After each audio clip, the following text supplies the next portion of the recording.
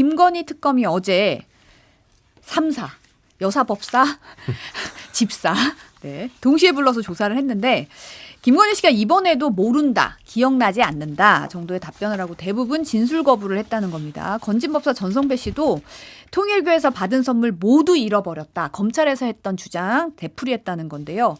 동아일보를 보니까 검찰 관계자가 김건희 씨가 말끝마다 거짓말을 하고 있다. 수사는 이제 시작이라고 전했다고 하는데 어떻게 보세요? 이 전략은? 그러니까 사실상 그 본인이 무슨 할 말이 있겠어요. 특검의 명백한 증거, 그다음에 증언 이런 것들을 갖다 들이대면서 물어볼 텐데 여기에 대해서 거짓말 빼고는 할 수 있는 게 없잖아요. 사실 형량을 줄이려면 있는 그대로 제가 서희건설에서 이 목걸이를 받은 게 이제 기억이 나네요. 송구합니다. 제가 이게 불법일지 몰랐고 돌려줬습니다. 좀 그 정도 해명을 해야 이게 특검에서도 뭐 이게 진술을 했다고 얘기하지 오죽하면 말끝마다 거짓말을 했다는 어떤 특검의 브리핑이 나올 수 있겠어요. 근데 저는 김건희 씨가 이제 거짓말 자체가 습성화돼 있는 게 아닌가 싶어요. 사실 뭐 녹취록도 들려줬을 것이고 카카오톡의 대화도 봤을 텐데 그것도 모른다고 하고 기억이 안 난다 그러면 이거는 사실상 법원에서 재판을 치를 때 검찰 특검의 어떤 이 증거 부분들을 파악하고 탐색하고 나서 여기에 대응 논리를 가지고 재판에서 한번 또 대응을 해보겠다. 저는 그 논리 아니고서는요. 사실상 김건희 씨가 뭐 특검에서 기억이 안 난다 모르겠다. 이거는 거의 뭐 조사를 아예 안 받겠다는 소리하고 똑같지 않을까 싶어요. 어쨌든 뭐 묵비권도 피의자의 권리 중에 하나인 건 맞아요. 네. 그러니까 윤석열 대통령 같은 경우는 전 대통령은 아예 나오지를 않잖아요. 근데 어쨌든 나와서 뭐 얘기를 안 하는 거는 뭐 자기 권리를 행사하겠다면 그걸 가지고서 뭐라고 할 수는 없습니다. 왜냐하면 조국 씨 같은 경우도 조국 대표 같은 경우도 경찰에서는 검찰에 가서 얘기하겠다고 그러고 검찰에 가서는 뭐 얘기 안 하겠다고 그러고 법정에 가서 얘기하겠다. 법정에 가서는 뭐 무슨 조항 들이대면서 나는 얘기할 게 없다 이렇게 얘기했었잖아요. 그때도 비판을 많이 받았어요. 왜냐하면 당신 말이야 법대 교수라고 해서 그 법 지식 가지고 법꾸라지 하는 거냐 이래서 비판을 받았는데 지금 김건희 씨 같은 경우는 전 영부인이잖아요. 대통령 부인이잖아요. 무슨 이런 법적인 조항이나 이런 게 아니라 본인이 국민에 대한 책임이 있는 거잖아요. 그럼 이렇게 부끄러운 일들로 자기가 문제가 되고 있으면 있는 거를 사실대로 다 얘기를 하고 정말 죄송하다 잘못했다라고 그렇게 하는 것이 오히려 국민들로 하여금 용서할 수 있는 마음이 생기게 하는 건데 지금 하고 있는 걸로 봐서는 너무나 뻔한 거짓말을 하는 거잖아요. 자기가 모조품까지 만들어 놓고서 그리고 진품을 지금 주었던 사람이 갖다 줬는데 이게 진품입니다라고 했는데 그거를 인정을 안 하고 이것은 뭐 누구한테 받았던 거다 나는 모르겠다 뭐 이런 얘기들로 그 상황 전체를 무마하고 있는 것 이거는 볼 때마다 이분도 그렇고 대통령도 그렇고 이분들이 이 대통령과 영부인이라는 공적 자리에 대해서 어떤 생각을 가지고 그 자리에 앉아 있었던 것인가라는 생각 때문에 무슨 뭐 같은 당 출신이었다 이런 것들을 떠나서 참 국민 한 사람으로서 가슴이 아파요. 근데 이런 와중에 검찰이 지난해 12월에 왜 건진법사 전성배 씨 자택을 압수수색하는 과정에서 관본권이 발견이 됐어요. 관본권이 개인한테 뭐 주고받을 수 있는 게 아니잖아요. 그렇죠. 한국은행 관본권을 포함해서 1억 6,500만 원어치 현금 다발 확보했는데 근데 이제 관본권에 있는 띠지, 스티커 모두 잃어버렸다는 거잖아요.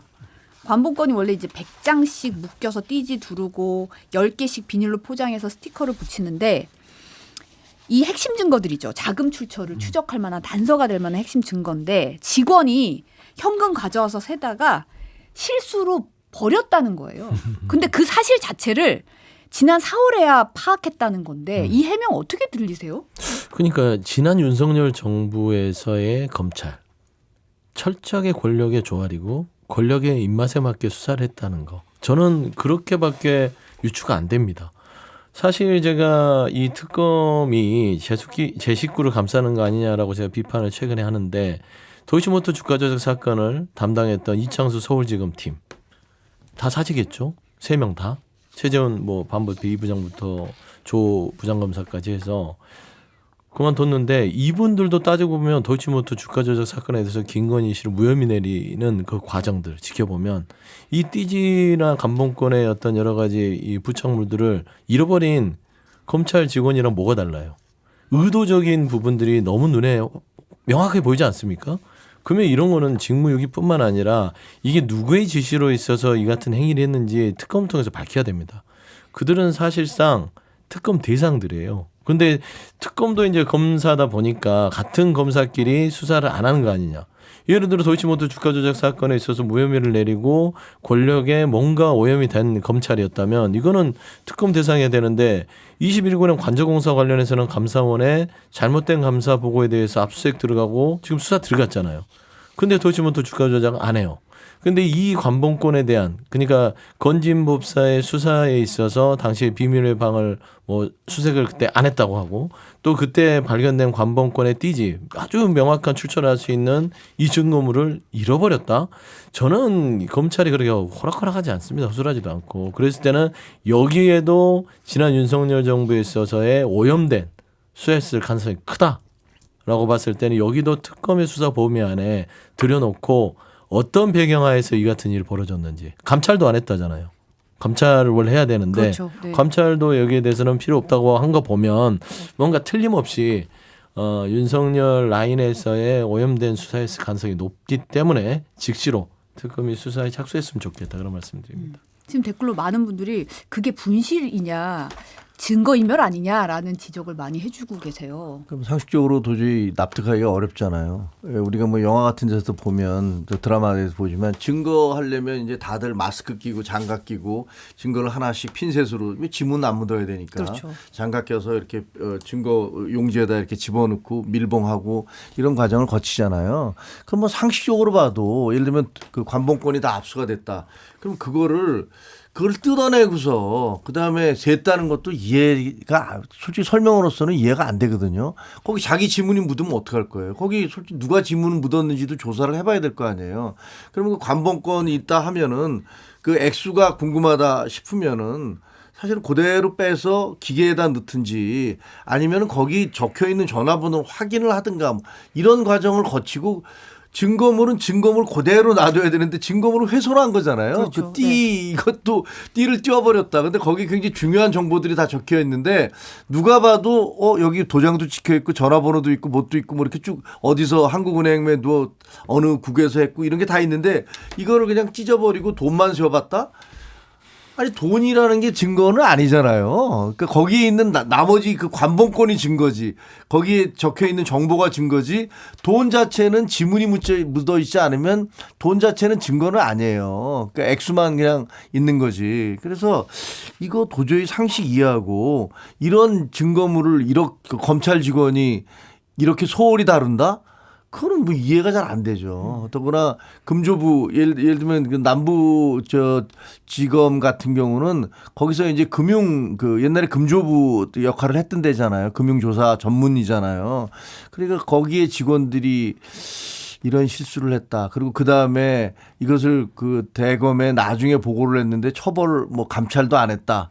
다 이해가 안 돼요. 그래서 뭐 누가 보더라도 이건 증거인멸에 가까운 거 아니냐. 고의적인 증거인멸 아니냐. 그렇게 생각할 수 있겠다라는 생각이 듭니다. 그런 그러니까 뇌물 수사하려면 관봉권은 필수잖아요. 거기를 추적하면 뇌물의 머리를 그다음에 이동경로를 다 할 수 있기 때문에 그러면 말씀한 대로 이거는 금융범죄를 하는 수사관들이나 검찰 직원들은 이게 가장 핵심 뭐 예를 들면은 뭐 이 살인 범죄 같은 경우는 이제 흉기 같은 거죠. 범행 도구. 그거와 똑같은 건데 이걸 잃어버렸다는 건 엄청난 일인데 감찰 안 했다. 이거는 사실상은 건진법사도 지금 그 목걸이라든지 샤넬백 다 버렸다고 그러잖아요. 잃어버렸다. 똑같은 거예요. 지금 잃어버린 게. 증거인멸 건진법사. 그러니까 피의자인 건진법사도 증거를 버렸고 잃어버렸고 이 수사하는 남부지검의 검찰 직원들도 잃어버렸고 이게 이 건진의 수사 자체에 아주 위중한 증거들이 다 잃어버린 겁니다. 이게 말이나 됩니까? 대한민국 검찰에서. 정말 실수였다 하더라도 감찰까지 이루어지지 않은 건 그렇죠. 석연치 않은 맞아요. 부분이기도 해요. 어떤 이유에 있어서 이게 잃어버렸는지가 구체적으로 정황도 안 드러났고 감찰도 안 이루어졌다는 부분도 그렇고 지금 속보로 들어온 내용은 오늘 검찰이 김건희 씨가 이제 학력과 경력 속였다는 경력 조작 의혹이 있었는데 여기에 대해서도 불기소 처분 내렸습니다. 공소시효 지났다는 건데요. 공소시효 지날 때까지 기다렸던 거죠. 뭐. 그렇지 않습니까? 그러니까 허위 경력 이번 부분들은 대선 전에도 시민단체에 있어서 이미 그 부분에 대해서 고소고발이 이루어졌는데 이제 와서 공소시효 지나서 불기소다. 그러니까 결국에는 지난 3년 동안 윤석열 검찰은 윤석열의 배우자인 김건희 씨를 보호하기 위해서 각종 어떤 이런 불법 행위에 대해서 눈 감아주고 무혐의를 내리려고 노력을 했어요. 그러니까 보통 검찰은 불법 행위에 대해서 어떻게 해서든지 찾아서라도 단죄를 하고 그 같은 일이 발생하지 않도록 하는 역할을 해야 되는데 보통 본인들이 정의를 바로 세운다지 않습니까? 그런데 반대로 어떻게 해서든지 봐주려고 검찰의 어떤 직무를 다 방기하고 미루고 처벌하지 않으려고 했다. 그게 뭐 명품백 사건부터 도이치모터 주가 조작 아주 그냥 멀게는 허위 경력 부분까지. 이게 지금 말이 되는 지금 검찰이었냐. 그러니까 지금 검찰 해체에 이르게 된 게 본인들 탓인 것을 검찰 스스로도 알아야 된다. 좀 그런 말씀 드리고 싶습니다. 근데 공소시효가 언제 지났는지 잘 모르겠어요. 그래서 이게 진짜 의도적으로 공소시효가 지날 때까지를 기다렸다는 건지 아니면은 이미 공소시효가 지나서 더 이상 우리가 할 수 없다라는 건지는 잘 모르겠는데 사실 근데 그렇게 크게 중요한 것 같지는 않아요. 왜냐하면 그 외에 이건 권력형 범죄는 아니잖아요. 개인의 범죄예요. 그냥 개인의 비리. 자기가 결혼하기 전에 한참 전에 젊은 시절에 그 우리가 그런 생각을 할 수 있죠. 저 사람 젊었을 때도 저렇게 사기쳤구나. 이런 생각을 할 수 있죠. 그리고 그 사람에 대해서 굉장히 이거 선입견 영부인이 되었던 사람인데 굉장히 질이 안 좋네. 이런 생각을 할 수는 있지만 지금 저희가 문제 삼고 있는 것은 대통령 부인이 된 다음에 검찰총장의 부인으로서 그때 어떤 권력형 비리와 관계가 있는 것들 이게 주로 핵심이기 때문에 이 부분에 대해서 어떤 혐의에 대해서 그 공소시효가 지난 건지를 확실히 몰라서 여기서 제가 말씀드리기는 좀 쉽지가 않네요. 당시에 사실을 김건희 씨가 대국민 사과까지 했었죠. 이 경력 맞아요. 관련해가지고. 근데 그때 했던 말이라도 제대로 지켰다면 지금 이런 상황까지 벌어지진 않았을 수도 있겠다는 생각이 들기도 해요. 사실. 내조만 열심히 한다고 그랬어요. 그때는. 근데 뭐 지금 나오고 있는 게 그 이봉관 회장, 서희건설 이봉관 회장 자수서에 따르면 뭐 삼청동 안가의 신안에 불러서 두 차례 만났다 그러잖아요. 마음의 위로를 받고 싶었다. 언제부터 거기 안과가 신세 한탄하려고 뭐 이렇게 모이고 마음의 위로를 받기 위해서 대통령 배우자가 쓰는 시설이 된 건지 모르겠는데 대통령 삼청동 안가라는 곳이 이번에 이제 MBC 보도로 드러난 거는 2년 전에 모친 최은순 씨가 실형받고 법정 구속될 당시에 김건희 씨가 직접 대통령실 핵심 비서관들과 잇따라 통화한 사실도 드러났습니다. 뭐 통화 상대가 당시 법률비서관이었던 주진우 의원, 뭐 이시원 전 공직기관 비서관이었는데 뭐 이 시점으로 봤을 때 결국은 김건희 씨가의 개인 비리 재판에 대통령실 비서관들이 동원됐다는 의혹이 좀 커지고 있어요. 그러니까 이제 사실상 그 고발 사주 의혹 사건이 있었어요. 그 우리가 기억할 겁니다. 한참 진행되고 이게 사건이 유야무야 됐는데 당시 그 고발 사주 의혹 자체가 김건희 씨 일가 사건에 대해서의 어떤 방어였어요. 그러면 김건희 씨가 지금 보면 본인의 남편인 대통령의 권력을 뒤에서 어느 정도 힘입어서 했던 게 아니라 직접 행사를 했다는 정황들이 충격적이지 않습니까? 영부인이 직접적으로 안가도 사용하고 비아폰도 대통령하고 똑같이 쓰고 그다음에 말하자면 국가의 공무원을 대통령실의 업무를 보는 본인의 이부속실도 없는 상황에서 법률비서관한테 전화를 해서 그것도 본인 엄마의 재판에 관련해서 문의를 했다. 무슨 문의를 했을까요? 저는 그 문의 자체가 단순한 법률자문은 아니라고 봅니다. 법률자문했으면 변호사한테 하면 되잖아요. 근데 법률비서관이나 그다음에 당시에 그 이시원 그 비서관 자체도 권력을 가졌던 사람들 아닙니까? 그러면 어떤 부탁을 했는지 그 부분에 대해서도 사실 김건희 씨가 단순한 내조자가 아니라 V제로의 대통령 행세를 했다. 라는 것들이 하나둘씩 드러나는 거예요. 안가 사용 우리가 허투루 넘어갈 건 아닌 것 같아요. 서희건설 이봉원 회장 2번 만났다고 증언했지만 이봉원 회장만 거기서 만났을까요? 얼마나 수많은 사람을 안가에서 만났을지는 모르는 일입니다. 제가 기억하기로는 예전에 JTBC 단독 보도에 종묘에 있는 망묘루라는 문화재가 있어요. 거기에는 일반인들이 들어가지 못하지요. 근데 거기를 본인의 커버나 컨텐츠 행사를 위해서 경복궁에 있는 탁자까지 그 문화재를 가져다 놓고 거기서 차담회를 합니다. 그 일반인 쓰면 안 돼요. 문화재 보호해야 되고 아무리 권력기관도 못 쓰고 어떤 국가기관도 쓰지 못합니다. 그런데 자기 개인 행사를 쓴단 말이에요. 그러면은 본인은 무소불위의 권력을 휘둘렀다고 봤을 때는 이게 국정 자체가 윤석열의 나라가 아니라 김건희의 나라였구나 라는 게 하나둘씩 드러나는 게 너무나 비참한 기분이다. 그런 생각을 좀 듭니다. 근데 이게 1심에서 무죄가 나왔고 2심에서 법정 구속된 거잖아요. 그렇게 보면 어쨌든 대통령의 장모가 2심에서 법정 구속됐어요. 그러니까 그거는 그 사법부가 어떤 외압에 흔들리지 않았다. 외압이 있었는지 없었는지 모르지만 어쨌든 거기에 좌우되지 않았다는 걸 보여주는 거잖아요. 제가 보기에 아마 이 구속이 된 다음에 장모가 구속되리라고는 예상을 안 했을 거고 자기 엄마가 구속되리라고는 예상 안 했겠죠. 1심이 무죄였으니까. 그러니까 그런 상황이 갑자기 오니까 당황을 해서 그래서 그 법률 전문가들한테 자문을 얻은 것 같아요. 둘 다 보면은 이시원이나 주진우 누나 다 그 검사할 때 자기가 같이 근무했던 후배 검사들이잖아요. 네. 그러니까 법률 전문가들이란 말이에요. 그러니까 아마 이거 도대체 어떻게 해야 되는 거야? 향후 대응을 어떻게 해야 되는 거야? 뭐 이런 것들을 물어본 것 같아요. 근데 이게 사실은 적절한 건 아니죠. 왜냐하면 이 사람들은 공적 업무를 하라고 거기 있는 거지 무슨 저 대통령의 장모를 변호하려고 거기 있는 건 아니잖아요. 그리고 그렇긴 한데 사실은 그 변호인들한테 묻는 것이 정상이고 변호인에게 뭐 대응책을 논의하는 것들이 상식적인데 그러나 뭐 다급하니까 그런 얘기들을 전화를 한 게 아닌가. 이게 헤드폰이 압수수색 당하지 않았으면 이런 것이 알려질 리도 없고 만약에 다른 정권에서 이런 일이 생겼으면 대통령이나 대통령 부인은 우리 법률 전문가들한테 자기 주변에 있는 법률 전문가들한테 물어봐서 상의하지 않았을까? 이거 어떻게 되죠? 뭐 이런 얘기 안 했을까? 그래서 뭐 현실적으로는 그게 적절치 않다는 게 맞는 지적이긴 한데 뭐 이런 것들이 뭐 엄청나게 큰 죄다. 예를 들면 이걸로 인해서 뭐 예를 들면 구속돼야 될 사람이 바뀌었다든가 그게 아니기 때문에 이미 구속된 상태고 또 다 살고 나왔잖아요.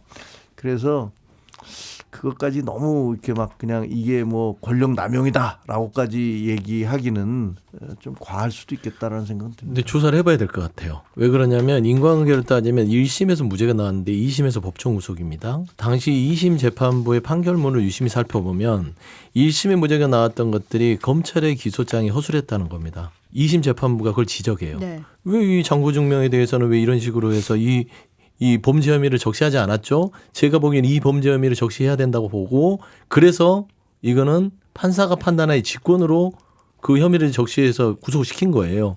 그러면 결국에 1심에서는 속된 말로 전문 용어로 검찰 출신의 법률비서관이든 누구든 간에 재판에 그동안 계속해서 통화를 해왔었을 가능성이 높죠. 구속된 날만 비서관들과 전방위 통화를 했을까요? 저는 그전에도 많은 여러 가지의 2심의 기소 과정에서 윤석열 검찰이 장모 본인의 이제 김건희 씨 엄마인 최은순 씨의 기소장을 허술하게 해서 무죄를 받게끔 했는데 2심에서 이렇게 가면 무죄가 나와야 되는데 갑자기 재판장이 그러니까 그거는 의회 변수였겠죠.